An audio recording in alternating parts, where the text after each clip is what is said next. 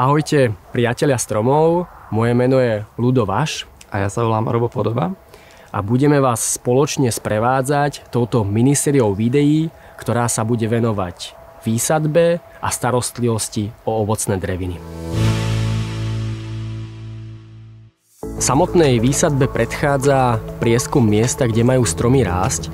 Je dôležité predstaviť si, aké stromy budú veľké v dospelosti, koľko ich koruna zabere, ale je aj treba poznať nároky drevín. Nároky drevín sú životné potreby. Úplne inú potrebu má jabloň, ako má mandla.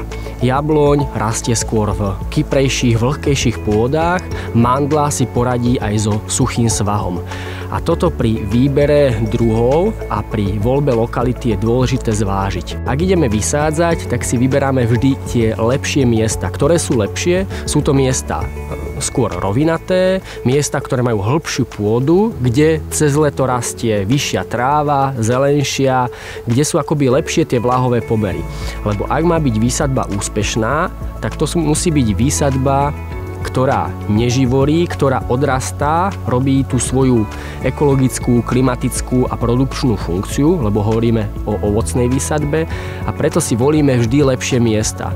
Vyhýbame sa zhutnenej pôde, vyhýbame sa veľmi suchým svahom, vyhýbame sa miestám, kde by mohlo prísť do kolízií s technikou, poľnohospodárskou technikou, vyhýbame sa miestam zasoleným, ako som povedal, hlavne suchým lokalitám. Takže ten výber miesta je kľúčový pri odrastaní výsadby.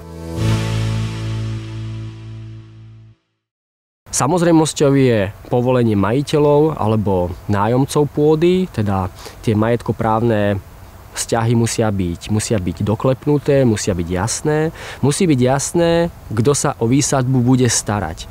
To pokladám asi za také najkľúčovejšie po tom samotnom výbere je následná starostlivosť. Aby výsadba bola trvalo udržateľná, vyžaduje si adopciu, vyžaduje si ľudí, tím, komunitu, ktorá bude chodiť mulčovať, okopávať, orezávať na jar korunku, kontrolovať úves a všeobecne sa starať o stromy, aby nezostali na pospas, lebo ovocné dreviny sú kultúrne rastliny. To je rozdiel oproti buku, lipe, dubu, javoru, jaseniu, ktoré sú lesné dreviny, oveľa menej náročné. Ale ak vysádzame dreviny ovocné, vždy sa skoro jedná o kultúrne druhy, ktoré sú ako keby prispôsobené na starostlivosť človeka a bez ľudskej starostlivosti začnú chradnúť. Neexistujú ovocné dreviny, štepené, kultúrne, ktoré by sme mohli nechať po výsadbe len tak.